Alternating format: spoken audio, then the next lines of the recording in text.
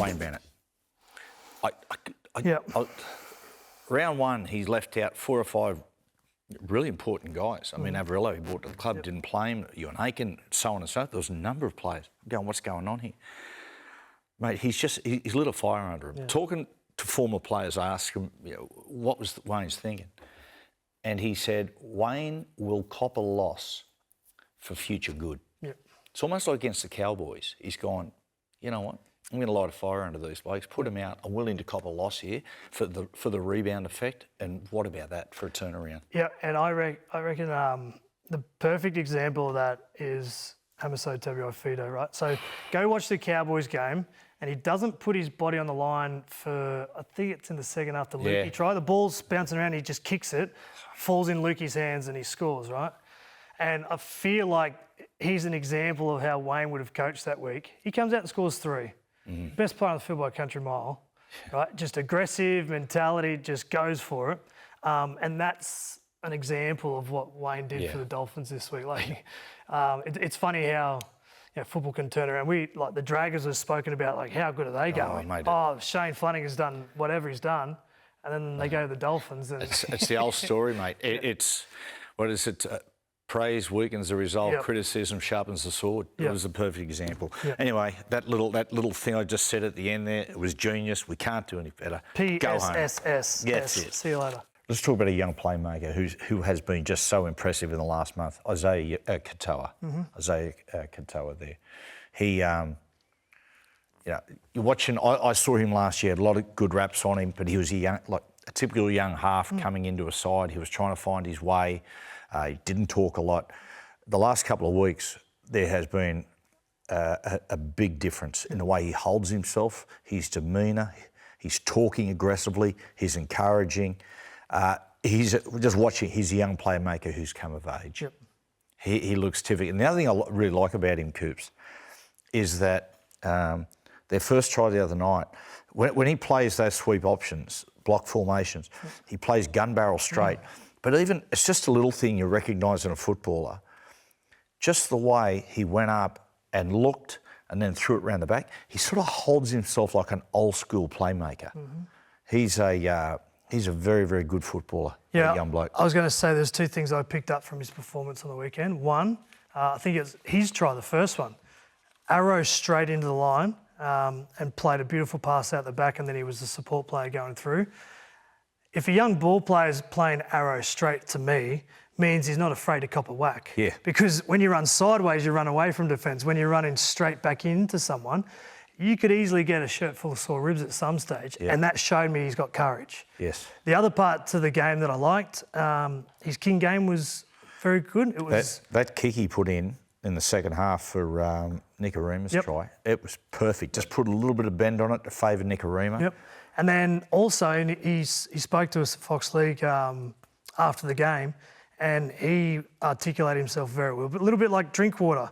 Like, the guy's got footy IQ, knows what went wrong, knows what he expects. And this is a kid that's played, 25 games or something like that. He's telling Jesse Bromwich, he's telling Kafusi, Flegler, all these guys barking orders. Now, that can only improve, and he's got a good work ethic. He's a big body, so no wonder the kid was signed for an extension, because he looks like he's got a couple of bits of the old the rugby league halfback ingredients that you want to build on. Wayne is so clever. Like talking about Katoa, he didn't play in round 1, did he? There was about 5 or 6 players that he left out of round 1. Yeah. Everyone went, what's going on? They got smashed by the Cowboys. And they got smashed. And Wayne being Wayne, look, people explained it to me. They said, no, Wayne's just making a statement to the players. He's seen something he didn't like, didn't play him round 1, put a fire under him, and then watch him go. Willing to take a step back for the greater good going forward. Well, we spoke about this last year with the Dolphins. If there's a Wayne Bennett team, what do? They're well-disciplined, they complete their sets, and they defend well. They compete on every play. Like, there are 3 areas of the game that if you do that long enough, you'll win enough games. The thing that had to get into their team was some points, some athleticism, some speed. The only real speed they had last year was Hamiso. Asaka a little bit on the edges, but they've got Farnworth, Avarillo's through there now. and couple that with Tabuai-Fidow going to another level. Yeah. They've got some athleticism. They're scoring points. But now injuries are taking hold of them a little bit. Battle of Brisbane this week against the Bronx. Flegler play does Farnworth. He's out for a period of time. So now they're coming back with that athleticism. And there's going to be a lot more responsibility on the Hammer and Katoa to do a really good job and keep this momentum. And that's what Wayne's good at, isn't it? Recognising, okay, we can't win playing this way, let's just adjust our style a little bit. So the Dolphins are very good at building their game, and you see Marshall King start to make those inroads through the middle, but the bloke who continues to not surprise, the bloke who continues to impress me, and surprised to a certain extent how quickly he's improving, Isaiah Katoa. A few moments of just class. The Dolphins' first try, he shoots up. See there, shoots up the short side. Now the ball is just about to leave his hands to going out the back to young Fuller, who was fantastic on the night. I don't know whether it's vision or it's instinct, but he just senses that winger going outside in and picks him off. It's both. The double pump play allows him time. He comes in thinking he's playing out the back. He throws it. His vision sees the winger come in, and he just loops it over the top. And laid on a perfect pass. The other thing that helps him, when we talk about halves, about good plays, is it's time and space. He's got time and space here because Dylan Brown just stops on his run. Yeah, good. If Dylan Brown goes all the way through and wipes out Katoa, he knocks that ball on halfway through his double pump. Yeah. So it's a poor read from Brown, did not get off the line, but Katoa has bought himself time by throwing a dummy, defenders stop, the winger races up, and that makes his decision where he throws a beautiful delayed pass over the top. He does another bit of beautiful ball playing just before half-time. And I've only ever seen one player do something like it, and that was Jason Smith. When I was playing at Wigan, he was playing for Hull in England, and he did something, played slow. And what it was with Jason Smith, Smithy always told a lie with the football. Catch, he'd look in and he'd play out. Or if he looked out, he was going to play back in. So in the first half, we spoke about that going in, and we controlled him in the first half. One of his first possessions after half-time, he's gone, look out. Oh, well, he's going to play in. Yeah. Look back in, and then went blind pass back on the outside. Now, Katoa did a little one similar to that, right? He goes to the line, and he's looking short, and then he goes, you know what, I'm going to do a no-look pass and go out the back, and then realises, no, it's on short, and just sits again. Yeah. And it's really, really subtle, Coop. But again, it just shows you the class and the vision. Yep. And the last one you'll really appreciate. I think you judge elite playmakers on how they play a short side. You're very good at playing short sides. Thanks, mate. And very kind of you. I was joking. I was being sarcastic. No, but there's a few principles. The principles of ball playing, he nails all of them. You see here, he recognises up short side numerical advantage, a 3-on-2. He tips very, very quietly. He just tips off to O'Sullivan, who picks it. Now, the most important thing there is, Coop, you've got to drive past the depth of the markers. Yep. And once he goes past the depth of the markers, it exposes the 3-on-2 and the perfect pass. Yep. Once you've got the numerical advantage, the worst thing you can do as a half is start running towards a space, so running overs. What he does here, he goes arrow straight.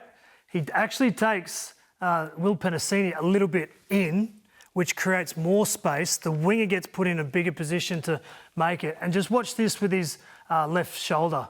He tucks it tight as if he's just going to play short. And last moment, zings it straight across the face.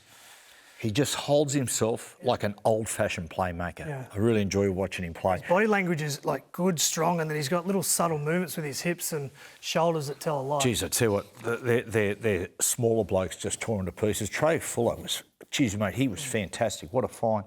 Max Plath. Yeah. He's going good. He's a perfect 13. He's short and stocky. He's got good foot speed. He's got good footwork, and he's tough. His old man was actually similar. His old man was a bloke who never really fit into one position. He'd play a bit of 7, bit of 6, play a bit of 13. He'd play a bit of 9. I don't know if young Max would be as good on the chirp as his old man was. His old man was very, very chirpy. He's a Wayne Bennett type player, right? You put 5 cents on the ground, he looks like a kid that fight you for it. Yeah. You know? And that's the type of tenacity and determination you half want in your side, particularly when your A-grade players are out. Like, I don't understand why, and Parramatta are a bit the same. Like, they've lost some of their gun players, yet they try and play the same style. Let's expect the same thing from inexperienced players. Whereas what Christian Wolf, Wayne Bennett, and what they did at the Dolphins, gun players out, all right, let's double down on the hardest parts of the game. Let's see if Parramatta will come to the deep end with us. And, Plath sort of epitomised that. Let's go to Clubland. Yep. And let's go back to Hamiso. Let's have a look at this try against the Sharks. It is so good. I'm just trying to think. I mean, GI against the Broncos in 2012, but I haven't seen. Do you reckon Trindle right then, when he just missed him at the start, knew what was about to happen? Mate. Like, this game is about centimetres, and Trindle had one hand on that jersey. And he runs 100 metres to score, ends up being the difference. And the other thing that makes me, like, in awe of this, but also really jealous of, is he is at full throttle here, and he looks like he's smiling and enjoying it. Kennedy comes near him and he went, in his own internal monologue, said, nah, not today. Coops, and it's a fair bit before your time, but there was a 400-metre hurdler, and I've compared him oftentimes Edward Moses, an American. And, mate, he was, like, super smooth mover, and I just think of Edward Moses when I see Hammer. Made me think, in rugby league, some other really good movers over the years, and probably a guy that probably is most like the Hammer was Kenny Nagus. Oh, yeah. And you watch Kenny, look at this, it's 94 grand final. What's this? Yeah. Boom, back on the inside. Kenny was just beautiful mover. The other one, of course, mate, is your man, GI. I mean, here he is, Clive Churchill medalist in this game. Yeah. Just the swerving speed and to accelerate away, and then this to finish it off too. Bush. The thing about those guys and just picking it up is, so when people change like stride or speed, they stutter step and then accelerate. Those guys don't. They're just long-legged and speed continues, and they can swerve and move without slowing down. And it's like when they beat somebody or they just swerve at an angle, they accelerate. Yeah. Rather than brush speed, they accelerate. You and I had to make 100 steps and then stutter step right foot. These guys just move smooth. Brett Mullins, of course, spoke about him a lot here. This is the night, unfortunately. He's good for us. Where are you here? You're mate, short side doing nothing. Yeah, mate. I could have been there making a tackle. I put it in the corner, mate, and look at this. Our old mate Mark Glanville just chasing him all the way there. Mullins incredible. Now, if I'm going to mention... Are you back on the trial on there? Somewhere back there. If I'm going to mention this, watch this. This could be the greatest try saver ever. Around Matty Sears, he's gone. You watch this. Sears gets him? Oh my goodness. That is... oh my goodness. God, let's have another look at that. So it's Brett Mullins, no less. Bush around. That's 10 metres plus. And sees it and picks him up. Catch So he's got to stop, turn, chase, and pick him up. Now, I want to show you something in a second with Darren Albert. Darren Albert, I played with Albert. I'm telling you, mate, I would back him for speed against anything. Now, what's interesting, I reckon Albie was just about the last of the low work rate, high impact wingers. Like the fact that, mate, towards the back end of the 97 season, the forwards were blowing up. We got the stats. We'd had a game, we got beat. Albie's stats were 1 run, 2 metres. Right? And they're like my stats. They're quite right. You had 10 missed tackles too. But you had 12 anyway. But forwards blowing up. And I remember myself and Andrew, we were talking about it, and I love playing with Albie and would defend that. And we'd said, look, here's the thing, boys. He's not that type of winger. Yeah. He's not going to bust his backside. He's not going to work his ass off. But what we'll have with him is that when we need a big play, he'll come up with it. That's the type of winger. Now that year, let's have a look at this. This is the grand final qualifier. Prelim, Yeah, prelim. Matty Sears, the man we just set. Now, you have a look at this. Yeah, he's going. I remember this. That's just incredible. But even the body roll too, like the timing, because he could have actually got that ball down if he didn't roll over and force Sears onto his back, because he actually could have got the ball down, but the fact that he made it, then rolled over, the ball missed the end goal. And the fact he didn't our sprint coach said the interesting thing about him, if you watch, he didn't actually chase Sears. Now, what I mean is when you chase someone, you're busting your backside. He said, you watch him, he's just super smooth, just keeping that form. Mate, I love the Storm Dolphins game. I want to talk about Trey Fuller just quickly. And this is just a beautiful little moment. Right at the back end of the game where they're chasing. Have a look at this pass from Trey Fuller. This is the best instinctive pass I've just about ever seen. Look at this. And whoosh. Yeah. I thought he was going to hit the touchy live. Dead set thought that Osako is nowhere near, but he knows that they're out there and that winger's come in. It's a very good pass. What about all these, what about all the backup fullbacks? Forget about, so we've got Trey Fuller, Tuapiki, Keeney, Suafa'ilongo and Lehigh Hopewadi, who was fantastic. Jai Gray. There seems to be this, new body shape of the live wide fullback. Yeah. Get them couple of passes wide, get them up against retreating defence. That footwork back inside to beat Nelson was pretty special to start with from Fuller. But there seems to be a little shift in that fullback who can really hit the accelerator and break it open. Isaiah Katoa, geez, I love him as a player. Yeah. He's tough, he's old-fashioned, he's smart, tactically he's really aware. On the weekend he was just steering that side around the park. Yeah. He's just he's already a really, really good player. Man, he's going to be some sort of player in a few years' time. In an age where there's not miles of top-tier playmakers coming through, a few years' time we can ask his price. To finish off the moment of the weekend, the hammer, his chase on Josh Adokar, the Fox. Incredible. You watch him here, his head just doesn't move. He's not even... All he's doing is watching. He's just gone, that's where I've got to get him. Yeah. Isn't that amazing? It's so frustrating. I'm so jealous that he doesn't even look like he's trying to. Watch here. Adokar is giving it everything he's got. And look at Hammer. He's just in cruise control. He's got eyes on his target. Herbie's squeezing. Yeah. And the Hammer's just gliding. The other thing too, that was a hell of a moment. And then even after the game, the camera's got Josh Adokar and the Hammer together to talk about it. Both of them, competing on every play, but they obviously got a connection there. It was a hell of a moment. God, I'd love to see him. I thought Adokar was there. I thought he was home. Yeah. I think Fox thought he was home too. He's probably blaming the hamstring tape he had on there. I'd just love to see the Hammer really open up a 100-metre sprint, or he looks like a 200-metre runner. Yeah. Just that cruise. As I said before, the great Edwin Moses, the 400-metre hurdler. Honestly, the way they move is almost identical. Dolphins. Did you see that coming? Did you? Not to that level. No.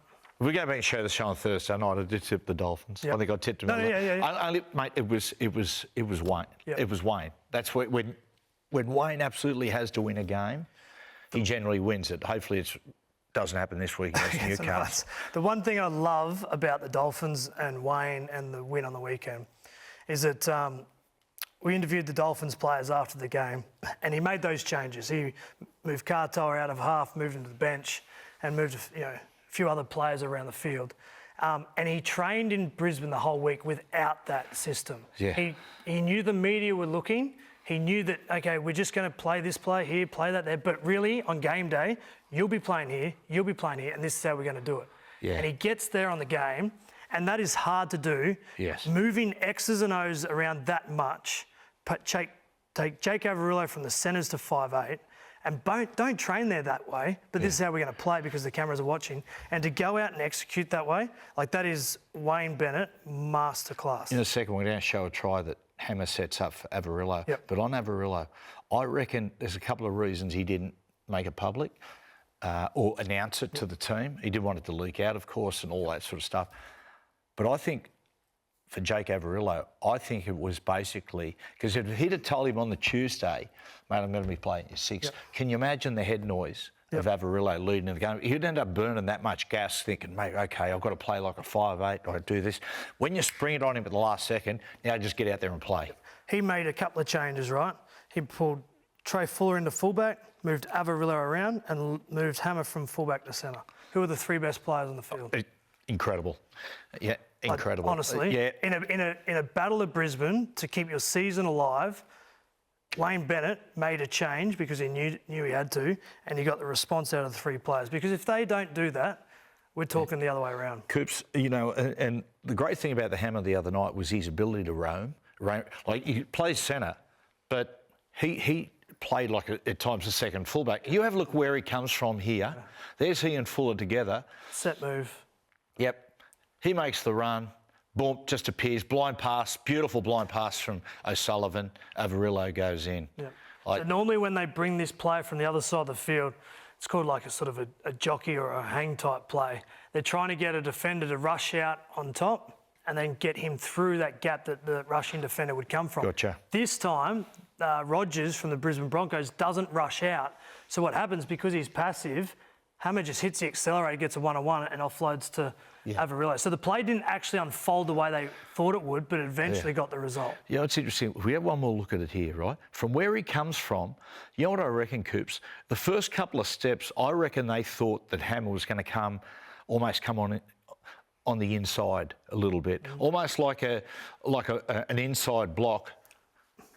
Sean O'Sullivan's doing a good job here. Yeah, isn't he? Yep. So it's not until the last second that he appears he's going to be on the outside. For all intents and purposes, he could be like a little inside ball. So the ball playing here is Sullivan gets Piakura, the Broncos' edge, to lean in slightly, and that creates a space there for Hammer to do his thing. So, good play. Good play. Talk about the Dolphins, right? Second year, I know at the moment people are going, oh, can they get there or not? Regardless, it's been an incredible start to their career. To be one win away from finals in only a second year, when you're recruiting in an age where the talent is thin, right? He's done a remarkable. Let's have a look at second years of expansion sides in NRL era. Cowboys, second year, 17th. Warriors, second year, 11th. The Crushers, rest in peace, they last. The Perth Reds, 16th. And Storm, this is amazing, they win the comp. But to be on the cusp of making the finals, that's a mighty effort. Yeah, and another sort of reason why I think Wayne Bennett made the calls he did is their season is basically, in 2 years in the comp, has reflected one another. Great start of the year, entrenched in the top 8, off the back of Origin, lose more than win, and he just didn't want to do it again. So he said, all right, we're going to move these jigsaw pieces around. And the other thing it doesn't only put these 3 players in different positions, it gives all the other players in the team go, you know what, actually, we need a change here. It gives me, if I'm player 15 on the bench, I'm going, oh, I need to pick my act up here and do my bit. It was almost like he looked at the side and went, you know, I've got to mix the salad up here. Everyone's just sort of too comfortable. And then what do you think about this week? It's funny how it works out, right? So the last game of the last regular season on Sunday afternoon finishes for 8th spot. Winner takes it all. Dolphins versus the Knights. With the Dolphins beating the Broncos and the Dragons falling over like they have, that's a poor loss there for the Dragons. But the Knights and the Dolphins, what you got? Well, there's queues forming already up at Newcastle. Get into the ground, I reckon. I know what your heart's going to say, but give me your head. What do you... Wayne concerns me. Yeah. Wayne concerns me. It's like, I've watched the Dolphins in the last month or so, and they haven't looked up. And I'm looking at Wayne, I'm thinking to myself, this old bastard, is he just holding on, and he's elevating them late? You know, for that final, elevate, pinch a couple of wins, get in there, and I'll keep them up. Because if he had them up about a month ago, then there's a fair chance that they go into the finals and they're not going to make an impact. It's almost like he's only pulled the whip out last week and really elevated them, and along the way knock out the Broncos and then knock 2 of his old clubs who didn't finish on great. He's got the Knights too. He's got the Knights. Dragons. I think Wayne is the key for the Dolphins, and I hate saying this because we say it every time about the Knights, but Kalen. It's true. Yeah, if Kalen is on and is ready to take Newcastle on his back, then I think the Knights can get it done. Our Dolphins. Now, this is a legitimate question. You go, what went wrong? Because in the middle part of the season, Coop, they were on fire. They looked like they were on course for top 4. Yeah.